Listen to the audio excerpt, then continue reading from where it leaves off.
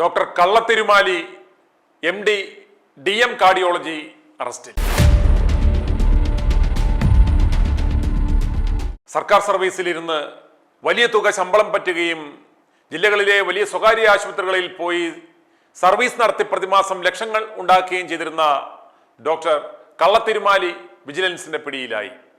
Mananthavady medical കോളേജിലെ associate പ്രൊഫസറും cardio vascular സർജനുമായ ഡോക്ടർ ശിവപ്രസാദിനെതിരെയാണ് Kozhikode vigilance unit case register ചെയ്തത്. സർക്കാർ ശമ്പളം പറ്റിക്കൊണ്ട് ഇയാൾ സ്വകാര്യ ആശുപത്രികളിൽ സർവീസ് നടത്തിയിരുന്നതായി നേരത്തെ തന്നെ വിജിലൻസിന് വിവരം ലഭിച്ചിരുന്നു. സർക്കാർ മെഡിക്കൽ കോളേജിൽ നിന്ന് പ്രതിമാസം 3 ലക്ഷം രൂപയോളം ശമ്പളം പറ്റുന്ന ശിവപ്രസാദ് സ്വകാര്യ ആശുപത്രിയായ കോട്ടയ്ക്കൽ, ആസ്റ്റർ, മിംസ് ഉൾപ്പെടെയുള്ള ആശുപത്രികളിൽ സ്വകാര്യ പ്രാക്ടീസ് നടത്തി എന്ന് കണ്ടെത്തിയിട്ടുണ്ട്. സംഭവം വിവാദമാകുകയും ഡോക്ടർ ശിവപ്രസാദിനെതിരെ ഗുരുതര ക്രമക്കേടുകൾ കണ്ടെത്തുകയും ചെയ്തതോടെ വിജിലൻസ് അന്വേഷണം ആരംഭിച്ചിരുന്നു. കോട്ടയ്ക്കൽ, ആസ്റ്റർ, മിംസ് ആശുപത്രിയിൽ നിന്ന് മാത്രം പ്രതിമാസം 7 ലക്ഷത്തോളം രൂപയാണ് ഇദ്ദേഹം പ്രതിഫലമായി വാങ്ങിയിരുന്നതെന്നും വിജിലൻസ് കണ്ടെത്തി. സംസ്ഥാനത്തെ സർക്കാർ ഡോക്ടർമാരുടെ സ്വകാര്യ പ്രാക്ടീസിനെതിരെ വിജിലൻസ് നിരീക്ഷണം ശക്തമാക്കുന്നതിന്റെ ഭാഗമായി നടത്തിയ പരിശോധനയിലാണ് ഡോക്ടർ ശിവപ്രസാദ് കുടുങ്ങിയത്. നിലവിൽ വിവിധ സ്വകാര്യ ആശുപത്രികളിലായി നിയമവിരുദ്ധമായി പ്രാക്ടീസ് നടത്തി വരുന്ന 200ഓളം സർക്കാർ ഡോക്ടർമാർ വിജിലൻസിന്റെ നിരീക്ഷണത്തിലാണ്. ഡോക്ടർ ശിവപ്രസാദിനെ പോലെയുള്ള നൂറുകണക്കിന് കള്ളത്തിരുമാലികൾ സർക്കാർ മെഡിക്കൽ കോളേജുകൾ ഉൾപ്പെടെയുള്ള ആശുപത്രികളിൽ കിടന്ന് പുളയ്ക്കുന്നുണ്ട്. ശിവപ്രസാദ് പിടിയിലായത് കക്കാൻ പഠിച്ചെങ്കിലും നിൽക്കാൻ പഠിക്കാത്തത് കൊണ്ട് മാത്രമാണ്.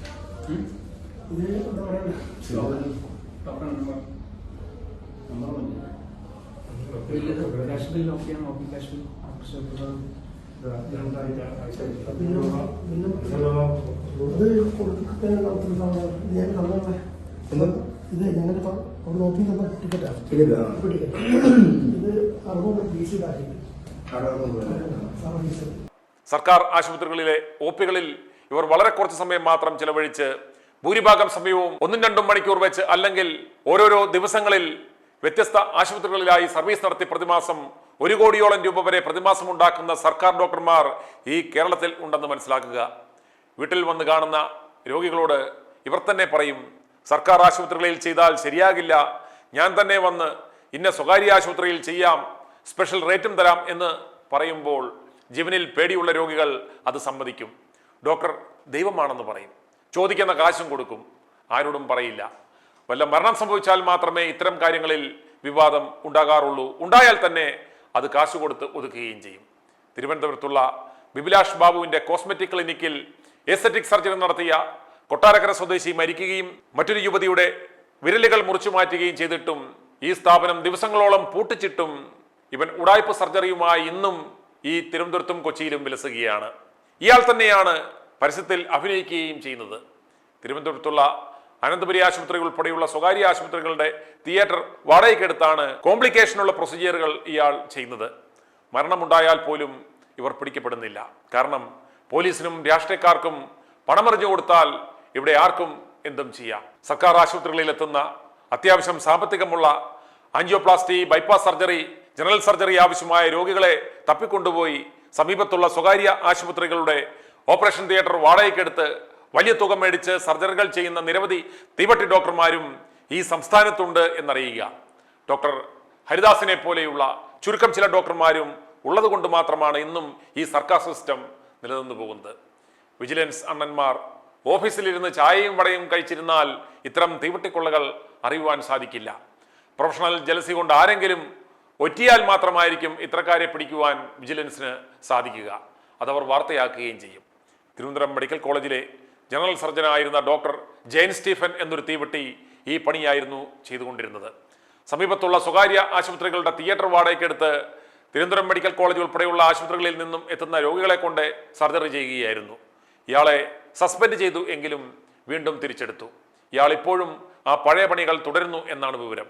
അതുപോലെ ജനറൽ സർജനായിരുന്ന കുള്ളൻ ശ്രീകുമാർ എന്നറിയപ്പെടുന്ന ജനറൽ സർജനും ഈ പണി തന്നെയാണ് ചെയ്തുകൊണ്ടിരിക്കുന്നത്. IMA നേതാവ് കൂടിയായ ഇയാൾ തിരുവനന്തപുരത്ത് മെഡിക്കൽ കോളേജിന് സമീപം ഭാര്യയുടെ പേരിൽ വലിയൊരു ബ്ലേഡ് ആശുപത്രി നടത്തുന്നുണ്ട്. മെഡിക്കൽ കോളേജിൽ എത്തുന്ന കാശുള്ള രോഗികളെയാണ് ഈ കുള്ളനായ കള്ളൻ കടത്തിക്കൊണ്ടുപോകുന്നത്. IMA നേതാവായതുകൊണ്ട് വിജിലൻസ് ഇയാളെ പേടിയാണത്രേ. ഓർക്കുക, ഒരു ആൻജിയോപ്ലാസ്റ്റി ബൈപ്പാസ് സർജറി പേഷ്യന്റിനെ കിട്ടിയാൽ ലഭിക്കുന്നത് 2 മുതൽ 15 ലക്ഷം രൂപ വരെയാണ്. സ്വകാര്യ ആശുപത്രിയുടെ കാത്തിലാബോ തിയേറ്ററോ വാടകയ്ക്കെടുത്താൽ അതിന്റെ വാടകയും പോസ്റ്റ് കെയർ എക്സ്പെൻസും മാത്രം നൽകിയാൽ മതിയാകും. ബാക്കി ലക്ഷങ്ങൾ ഈ ഡോക്ടറുടെ പോക്കറ്റിലാകും. യാതൊരു റിസ്ക്കുമില്ല.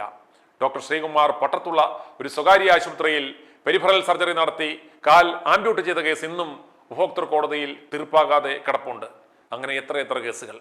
സെന്റ് കമ്പനികളുടെയും ഡിവൈസ് കമ്പനികളുടെയും കയ്യിൽ നിന്ന് സർക്കാർ ഡോക്ടർമാർക്ക് കോടികൾ പ്രതിമാസം കമ്മീഷനായി ലഭിക്കുന്നത് കൊണ്ട് സർക്കാർ സർവീസിലുള്ള ഒരൊറ്റ കാർഡിയോളജിസ്റ്റിനെയും സ്വകാര്യ ആശുപത്രികളിലേക്ക് ഫുൾ ടൈം സർവീസിന് ലഭിക്കില്ല. പകരം ആരും അറിയാതെ ഇവർ സ്വകാര്യ ആശുപത്രികളിൽ വന്ന് സർവീസ് നടത്തുകയും ചെയ്യും.